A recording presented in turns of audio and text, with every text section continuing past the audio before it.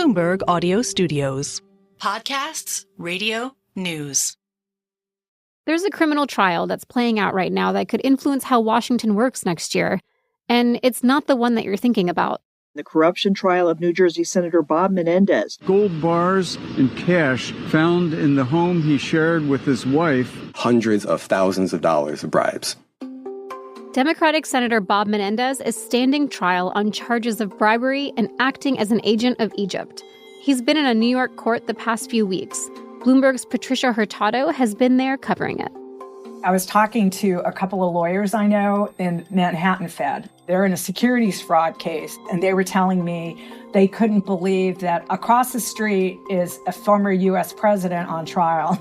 You have a former congressman that's going to face trial in September. And in the courthouse they were in, you have a senator. They were basically shrugging, like, who would have believed this? It feels like 2024 is turning into a tug of war over which major party is the least, criminal. The first former president of the United States to be indicted. Santos, quote, sought to fraudulently exploit every aspect of his House candidacies for his own personal financial profit. Texas Congressman Henry Cuellar and his wife are facing conspiracy and bribery charges. And Menendez's trial could shred the Democratic Party argument that their elected officials stay above board in a way that Republicans don't. It isn't just the latest in a slew of political criminal indictments. The case itself feels like it's straight out of a TV crime drama. Alleged bribery, gold bars, secret FBI recordings at steakhouses. And all that drama doesn't just matter to Menendez's career. It could also have major implications for Democrats, their hold of the Senate, and the party's reputation. Today on the show, Senator Bob Menendez's corruption trial and what it could mean for the 2024 election cycle. From Bloomberg's Washington Bureau, this is the Big Take DC podcast. I'm Saleha Mohsin.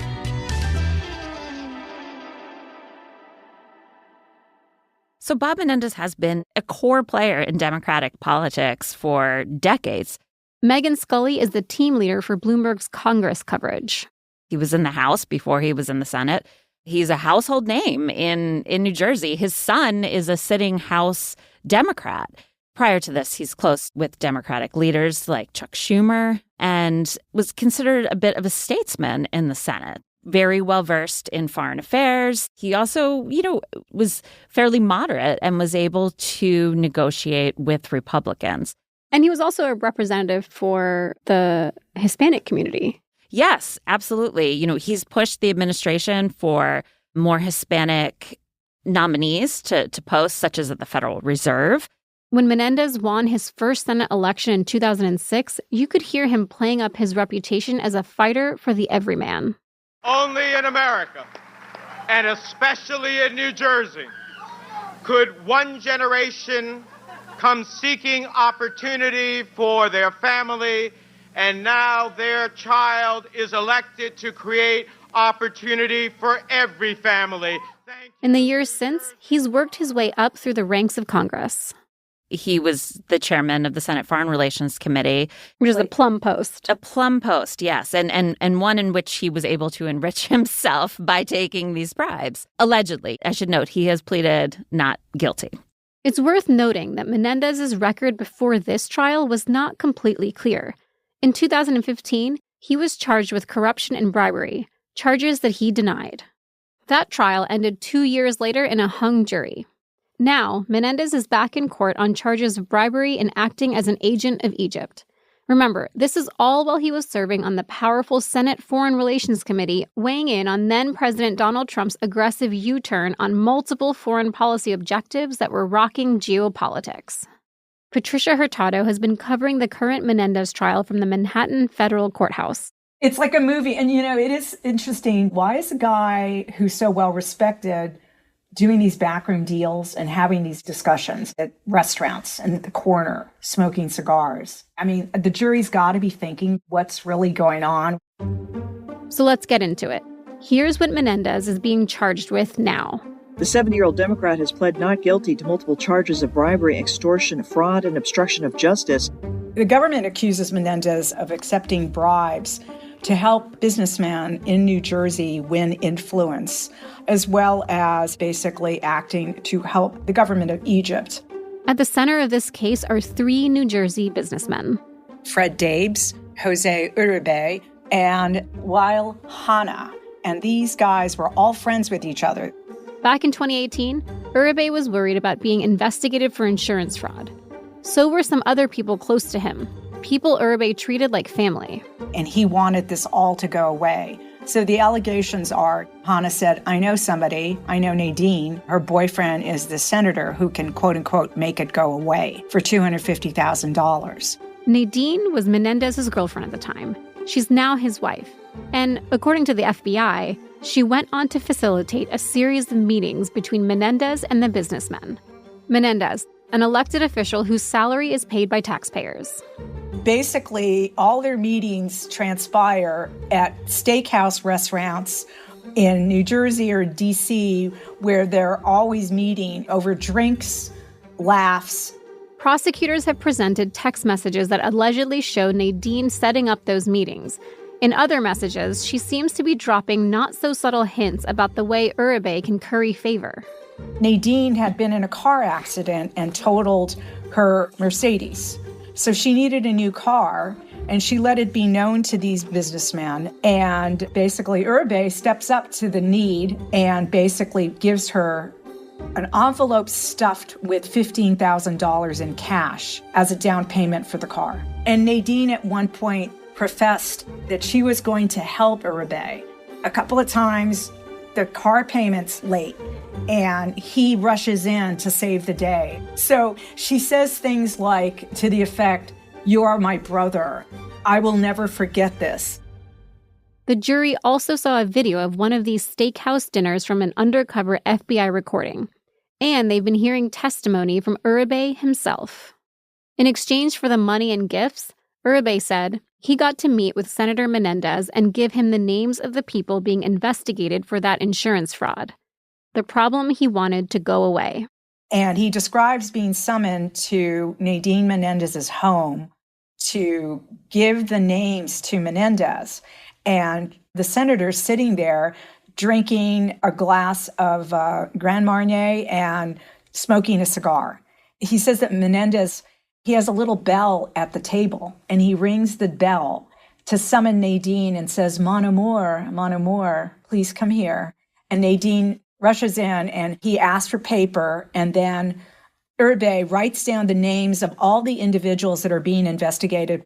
Menendez puffs a cigar, folds the piece of paper with the names, and stuffs it into his pants pocket. It's like something straight out of The Sopranos.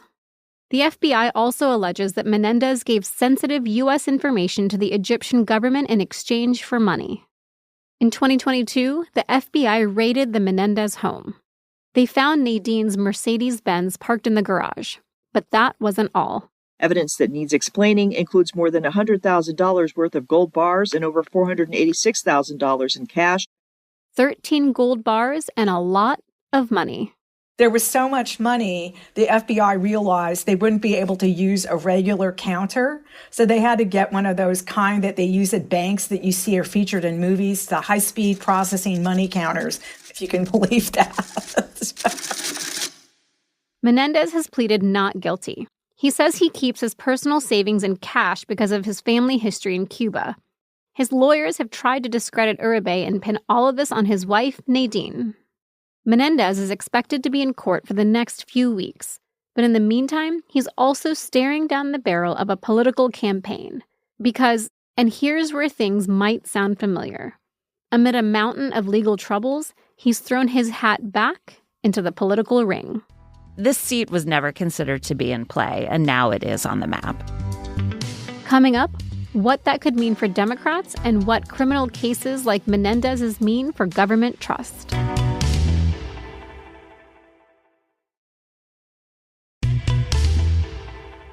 When these charges came out against Senator Bob Menendez, members of his party and longtime friends pressured him to step down from his position as chairman of the Senate Foreign Relations Committee.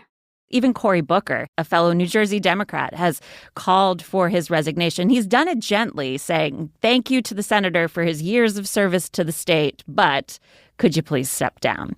That's Bloomberg's Congress team leader Megan Scully again. Menendez obliged. He announced that he would not be seeking re-election as a Democrat. But then he announced he's running as an independent.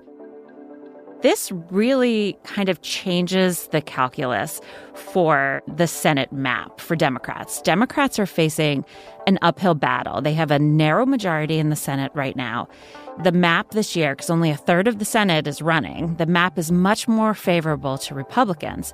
So Democrats are already defending their seats in states like Pennsylvania, Nevada, Wisconsin, and several others where they are must-wins. New Jersey is a safely blue state, statewide. But if Menendez manages to win just about 8% of the vote, he could turn this race over to Republicans, essentially. Meaning if just 8% of the voters who would have voted for Andy Kim, the Democrat who's running to replace Menendez, vote for Bob Menendez instead, he could spoil this long-held Democratic Senate seat for the party. Let's also note that this is New Jersey, a state that is not unfamiliar with political corruption, and it becomes a bit of a wild card. Can Bob Menendez find 8% of the vote to throw this election into chaos? Quite potentially. So it suddenly becomes a much more interesting race, and a race in which Democrats are going to need to spend. That's expensive because you're talking about media markets in Pennsylvania, like outside of Philly, and in New York. This was an expense they were not planning to have. And it's not just putting Democratic control of the Senate at risk. Megan says New Jersey is becoming a focal point for the presidential campaign. Republicans are somewhat gleeful that this is happening. Steve Daines, who is a senator from Montana, who is in charge of the Senate Republicans' campaign effort, responded to a reporter question in a hallway recently with a smile and saying, "Keep your eye on New Jersey." Trump himself has said that he wants New Jersey in play for the presidential. That seems like a distant hope. But he's traveled to South Jersey, to Wildwood, a famed, boardwalk, and done rallies. And so this just sort of adds to the pressure on New Jersey. Plus, it's an optics problem. Just this week, Hunter Biden was convicted for gun charges. Biden is not a politician. His conviction has nothing to do with governing. But Megan told me it's not clear voters are making that distinction. What we've seen, in polls and just anecdotally over the last several years is voter trust in the government really going to an all-time low. And we're in a period of first, right? We had the first former president ever, convicted of a felony. And now we have the first child of a sitting president convicted of a felony. And that certainly doesn't help make the case that one party is above the other. 2024 is all of a sudden turning into this election of trying to prove which party is more criminal than the other, right? I'm curious your thoughts on what this means for Republicans trying to cast the current Justice Department under Biden as doing Biden's political bidding. If a member of his own party and then a member of his family are also being tried and convicted. Well, actually, members of his own party, plural, because Henry Cuellar, a Democrat from southern Texas, is also under indictment for bribery charges, taking about $600,000. So I think it undercuts that argument that Justice Department investigations are, partisan and purely political in nature. Certainly none of these cases have drawn as much attention as the conviction of former President Trump. But it is both a blessing and a curse to Democrats, right? They want to portray themselves as the grown-ups in the room and the party of law and order. And they can't do that when you look at, the federal docket. But then it does help them in the sense that the Justice Department is trying Democrats as well. By the time Menendez's trial ends, his wife Nadine could be taking the stand. Former President Trump's conviction could be back in court on appeal, and George Santos will be gearing up for his court date. I'm curious, do you think that now, as a country, voters need to get used to the fact that we're going to have candidates with legal troubles in front of us all the time? I think that the whole nature of politics has changed since Trump ran for president for the first time in 2015 and went down those golden escalators. And things that we thought were points of no return. As a voting population, I think we've become immune to a lot of things that were once considered the third rail in politics. And federal convictions might be the new third rail that we just sort of shrug off. After Trump's conviction, he really went after the jury decision and the case and the judge and all of that. And Republicans got behind him. So we now have a situation where, trust in the election process is now, kind of at an all-time low. And are we now heading in a direction where trust in the judicial system is also plummeting? Thanks for listening to the Big Take DC podcast from Bloomberg News. I'm Saleha Mohsin. This episode was produced by Julia Press. It was mixed by Blake Maples and fact-checked by Adriana Tapia. It was edited by Aaron Edwards, David Voriakis, and Wendy Benjaminson, who provides editorial direction with Elizabeth Ponso. Naomi Shavin and Kim Gittleson are our senior producers. Nicole Beamsterboer is our executive producer. Sage Bauman is Bloomberg's head of podcasts. Please follow and review the Big Take DC wherever you listen to podcasts. It helps new listeners find the show.